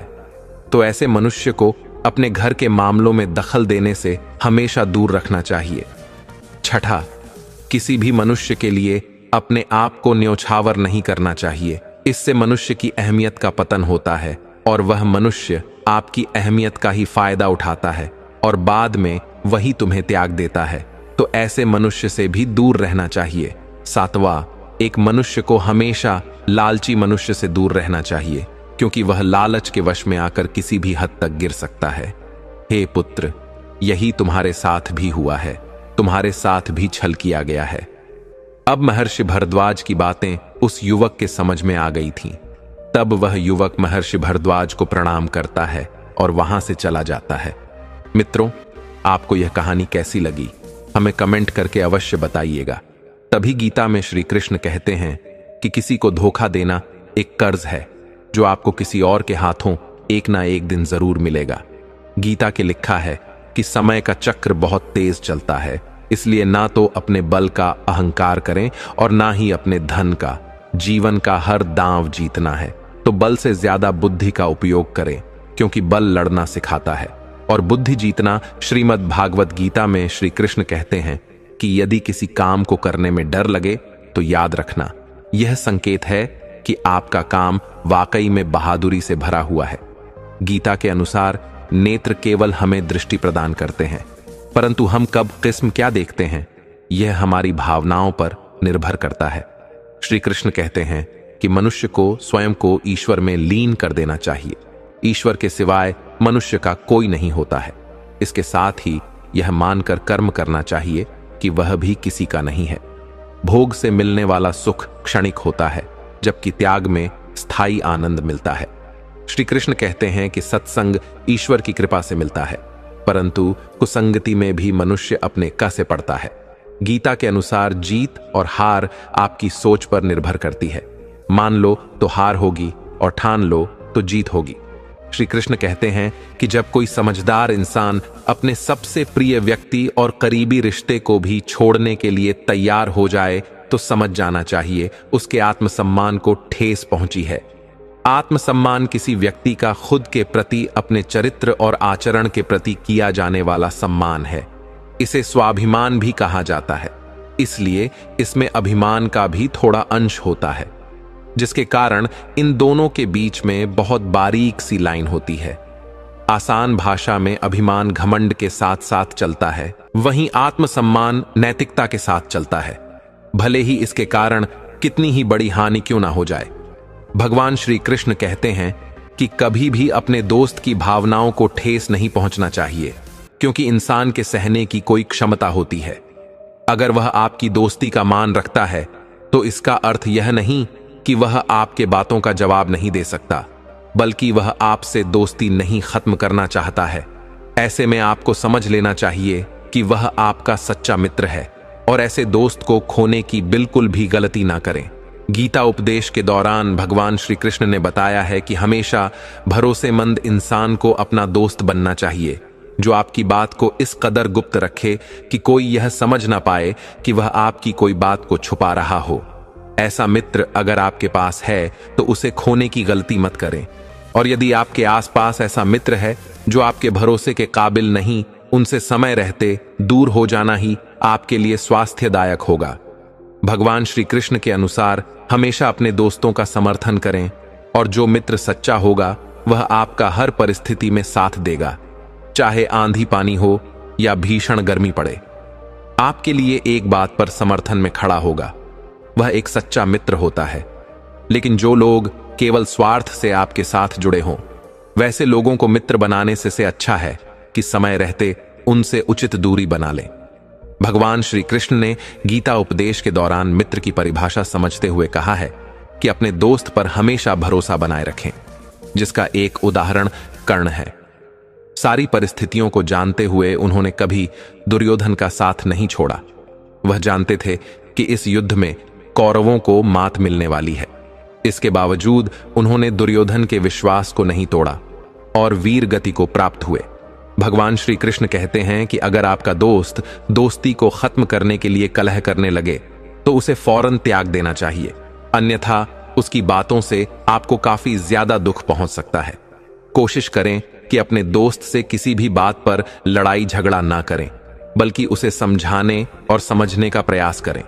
शास्त्रों पुराणों में बताया गया है कि मनुष्य धरती पर रहकर जो भी अच्छे या बुरे कर्म कर, उन सभी कर्मों का लेखा जोखा मृत्यु के बाद होता है और उसके अनुसार सजा और पुनर्जन्म मिलता है। ईश्वर की दृष्टि में जो अच्छे कर्म यानी आपके काम होते हैं उसे पुण्य कहा जाता है, और जो बुरे कर्म होते हैं उन्हें पाप कहा जाता है। गरुड़ पुराण में उल्लेख मिलता है कि मनुष्य धरती पर जो कुछ भी पाप करता है, उन सभी पापों की अलग अलग सजा बारी बारी से मिलती है। यम के न्याय में किसी भी पाप की सजा से बचा नहीं जा सकता है। परस्त्री पुरुष संबंध रखने वाले को लोहे के गर्म सलाखों को आलिंगन करवाया जाता है। जो पुरुष अपने गोत्र की स्त्री से संबंध बनाता है उसे नरक की यातना भोगना पड़ता है। कुंवारी अथवा अल्पायु कन्या से संबंध बनाने वाले को नरक की घोर यातना सहने के बाद अजगर योनि में आकर जन्म लेना पड़ता है। जो व्यक्ति काम भावना से पीड़ित होकर गुरु की पत्नी का मान भंग करता है, ऐसा व्यक्ति वर्षों तक नरक की यातना सहने के बाद गिरगिट की योनि में जन्म लेता है। मित्र के साथ विश्वासघात करके उसके पत्नी से संबंध बनाने वाले को यमराज गद्ध की योनि में जन्म देते हैं। लेकिन व्यभिचार और धोखा देने से भी बड़ा एक पाप है जिसकी सजा कठोर है। महाभारत के समय एक व्यक्ति ने ऐसा पाप किया था, लेकिन आजकल बहुत से लोग ऐसे पाप करने लगे हैं। जानिए वह पाप क्या है और इसकी सजा क्या है। भगवान श्री कृष्ण ने दृष्टि में जो सबसे बड़ा पाप है वह है भ्रूण हत्या। महाभारत युद्ध समाप्त होने के बाद जब द्रोणाचार्य के पुत्र अश्वत्थामा ने उत्तरा के गर्भ में पल रहे बालक परीक्षित पर ब्रह्मास्त्र का प्रयोग करके उसकी हत्या कर दी, तब भगवान श्री कृष्ण सबसे अधिक क्रोधित हुए थे। श्री कृष्ण ने उस समय ही यह घोषणा कर दी थी कि अश्वत्थामा का पाप सबसे बड़ा पाप है, क्योंकि उसने एक अजन्म बालक की हत्या की थी। श्री कृष्ण ने इस पाप की सजा स्वयं अश्वत्थामा को दी थी। श्री कृष्ण ने अश्वत्थामा के सिर पर लगा चिंतामणि रत्न छीन लिया और शाप दिया कि तुमने जन्म तो देखा है लेकिन मृत्यु को नहीं देख पाओगे, यानी जब तक सृष्टि रहेगी तुम धरती पर जीवित रहोगे और कष्ट प्राप्त करोगे। भ्रूण की हत्या करने वाले के लिए सबसे कठोर सजा निर्धारित है और ऐसे व्यक्ति को कई युगों तक इस सजा का दंड भुगतना पड़ता है। तो दोस्तों, उम्मीद है आज का वीडियो आपको जरूर पसंद आया होगा। अगर वीडियो अच्छा लगा हो तो कमेंट में मन से जय श्री राधे कृष्णा जरूर लिखिए और ऐसे ही वीडियो और पाने के लिए हमारे चैनल भैरम टॉक्स को सब्सक्राइब जरूर करें। वीडियो को लाइक करें, ज्यादा से ज्यादा शेयर करें। धन्यवाद। जय श्री कृष्णा। राधे राधे मित्रों।